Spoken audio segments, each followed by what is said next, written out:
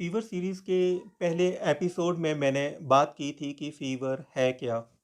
यदि आपने नहीं देखा है तो आई बटन में मैं लिंक दे रहा हूँ, आप ज़रूर देखें।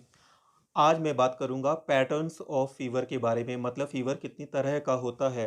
तो viewers, welcome to this video. तो शुरू करते हैं आज का वीडियो। व्यूअर्स, जो बुखार है यह हमें 2 प्रकार से आ सकता है। या तो वह लगातार रहेगा, कभी भी नॉर्मल नहीं आएगा सारे दिन में, या फिर बीच-बीच में बुखार ठीक हो जाएगा और फिर से आ जाएगा। तो सबसे पहले हम बात करते हैं कंटिन्यूअस फीवर के बारे में, जो कि लगातार रहता है, कभी भी बेसलाइन को टेम्परेचर टच नहीं करता है। ऐसा बुखार 2 तरह का है, सस्टेन्ड फीवर और दूसरा है रिमिटेंट फीवर। तो सबसे पहले बात करते हैं सस्टेन्ड फीवर के बारे में। सस्टेन्ड फीवर में जो बढ़ा हुआ टेम्परेचर है, उसमें जो फ्लक्चुएशंस आ रही हैं, कम ज़्यादा हो रहा है, वह कितना है? 1 डिग्री से ज़्यादा बिल्कुल नहीं है। तो ऐसा सस्टेन्ड फीवर जो है हमें देखने को मिलता है लोबार निमोनिया में, इन्फेक्टिव एंडोकार्डाइटिस में। अब जो दूसरा है रिमिटेंट फीवर, जिसमें कि टेम्परेचर लगातार बढ़ा हुआ है, लेकिन जो बढ़ा हुआ टेम्परेचर फ्लक्चुएट कर रहा है, जो कम ज़्यादा हो रहा है, वह 2 डिग्री से ज़्यादा का है। तो ऐसे बुखार को हम रिमिटेंट फीवर कहेंगे और यह देखने को मिलता है हमें टाइफाइड फीवर में। तो व्यूअर्स, ये था कंटिन्यूस फीवर के बारे में। तो अब ऐसे बुखार के बारे में बात करते हैं जो कि बीच-बीच में उतर जाता है।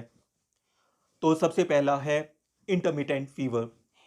इंटरमिटेंट फीवर जो है, उसमें 24 घंटे में कम से कम एक बार ज़रूर आपका बुखार थोड़ी देर के लिए उतरेगा। ऐसा बुखार आपको मलेरिया में देखने को मिल सकता है, पायोजेनिक इन्फेक्शंस में देखने को मिलता है। पायोजेनिक इन्फेक्शंस मतलब वो बैक्टीरियल इन्फेक्शंस जिनसे पस प्रोड्यूस होती है। जो दूसरी तरह का बुखार है, जिसमें कि बीच-बीच में वह बुखार उतर जाता है, उसे हम कहते हैं रिलैप्सिंग फीवर। इस फीवर में जो बीच में फीवर फ्री जो टाइम इंटरवल है, वह काफ़ी लंबा होता है। इसीलिए इसे रिलैप्सिंग फीवर कहते हैं। कहने का मतलब फीवर ठीक हो गया, फिर कुछ घंटों से लेकर 2-3 दिन बाद दोबारा से फीवर दोबारा से आ जाएगा। मतलब लंबे समय है 2 बुखार के अटैक्स के बीच में। यह भी कई तरह का है। पहला है क्योटिडियन फीवर। यह एक जो सीवियर मलेरिया है, उसमें देखने को मिलता है। इसमें होता क्या है कि जो जैसे कि आपको बुखार आया, वह बुखार उतर गया, फिर दोबारा से बुखार आया, तो 2 बुखारों का जो अटैक है, उनके बीच में जो टाइम है, फ़ीवर फ्री इंटरवल है, वह कई घंटों से लेके 2 दिन तक फ़ीवर फ्री रहेगा। तो दूसरा जो रिलैप्सिंग फीवर का टाइप है, वह है पेल एब्स्टीन फीवर। इस फीवर में जो 2 फीवर का जो अटैक है, उनके बीच में जो फीवर फ्री इंटरवल है, वह 3 से 10 दिन का हो सकता है। ऐसे में होता क्या है कि 3 से 10 दिन तक आपको बुखार आएगा और फिर 3 से 10 दिन तक आपको बुखार नहीं रहेगा। ऐसा आपके साथ होता रहेगा। ऐसा देखने को मिलता है हमें लिम्फोमास में। लिम्फोमास एक तरीके के कैंसर के तरह की बीमारी है। अगला जो रिलैप्सिंग फीवर है, वह है टर्चियन फीवर, मतलब कि हर तीसरे दिन बुखार आएगा। ऐसा हमें मलेरिया में मिलता है। कौन से वाले मलेरिया में? देखो, ऐसा होता है कि मलेरिया जो है, वह प्लाज्मोडियम एक यूनिसेलुलर ऑर्गेनिज्म होता है, उससे होता है। यह जो प्लाज्मोडियम जो है, यह मॉस्किटो के पेट में होता है और जब वह हमें काटता है, तब यह हमारे शरीर में आके मलेरिया करता है। यह जो प्लाज्मोडियम वाइवेक्स स्पीशीज़ है इसकी, प्लाज्मोडियम फेल्सीपेरम स्पीशीज़ है, ये 2 स्पीशीज़ हैं जो टर्चियन मलेरिया करती हैं। अगला रिलैप्सिंग फीवर का टाइप है क्वार्टन फीवर, मतलब कि हर चौथे दिन बुखार आ रहा है। ऐसा होता है कौन से वाले मलेरिया में? जो होता है प्लाज्मोडियम मलेरिये से।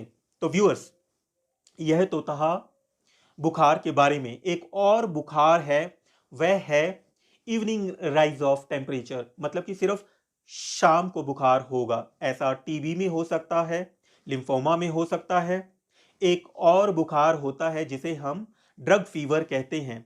वह कई दवाइयों से हो सकता है, जैसे कि sulfonamides, penicillins, penicillin antibiotics, anticonvulsants जो कि सीजर्स को कंट्रोल करने के लिए होती हैं, उनसे हो सकता है। इनमें होता क्या है कि बहुत तेज बुखार होगा, लेकिन जब आप पेशेंट को देखोगे तो वह उतना टॉक्सिक, उतना बीमार नहीं दिखेगा आपको, जितना उसका बुखार रिकॉर्ड हो रहा है। साथ में उसको रिलेटिव ब्रेडिकार्डिया भी होगा।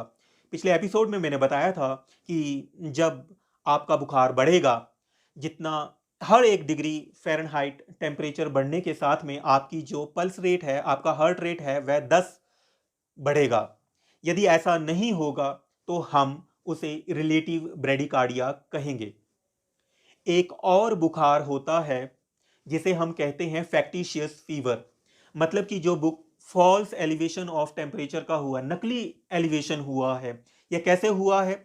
या तो किसी ने जानबूझकर थायरोक्सिन खा ली है, जो कि थायराइड की दवाई होती है, या फिर गलती से खा ली है, वह ली है, या फिर गर्म पानी पी के आपने टेम्परेचर रिकॉर्ड किया है, तब आपका टेम्परेचर ज़्यादा आया है।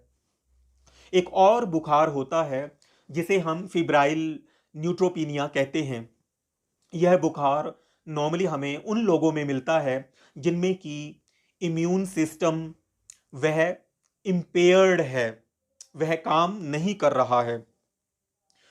यदि वह काम नहीं कर रहा है तो उनमें न्यूट्रोफिल्स जो होंगे वो कम होंगे, और जब न्यूट्रोफिल्स नहीं होंगे तो होता क्या है कि जो बैक्टीरियल इन्फेक्शन है वह बड़ी तेजी से हमारी बॉडी में फैल जाएगा।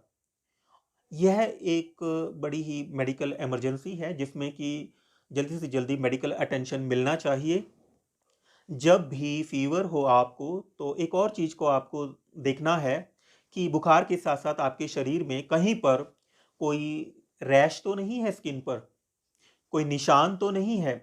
ऐसा मीजल्स में हो सकता है, रूबेला में हो सकता है, इन्फेक्शियस मोनोन्यूक्लियोसिस में हो सकता है, प्राइमरी एचआईवी इन्फेक्शन में हो सकता है, स्कारलेट फीवर में हो सकता है, एंट्रिक फीवर में हो सकता है यानी कि टाइफाइड फीवर में, रिकेट्शियल डिजीज जैसे कि स्क्रब टाइफस में हो सकता है, जैसा कि आजकल फैला हुआ है ये, मेनिंगोकॉक्सीमिया में, जैसा कि मेनिंगोकोकल मेनिंजाइटिस में, और भी कई वायरल डिजीजेज हैं जो रैशेज करती हैं। एसएलई में हो सकता है। एसएलई मतलब सिस्टमिक लूपस एरिथमेटोसिस, एक कनेक्टिव टिश्यू डिसऑर्डर होता है यह। एडल्ट स्टिल्स डिजीज में भी हो सकता है। व्यूअर्स, जो बुखार है, जो बीच बीच में ठीक हो जाता है, उतर जाता है, या तो वह एकदम उतर जाएगा 6 से 12 घंटे में बहुत ज़्यादा स्वेटिंग करके, या फिर वो काफ़ी दिनों में उतरेगा स्लो स्लो करके। तो इन दोनों में हम कहेंगे कि फॉल कैसे हुआ।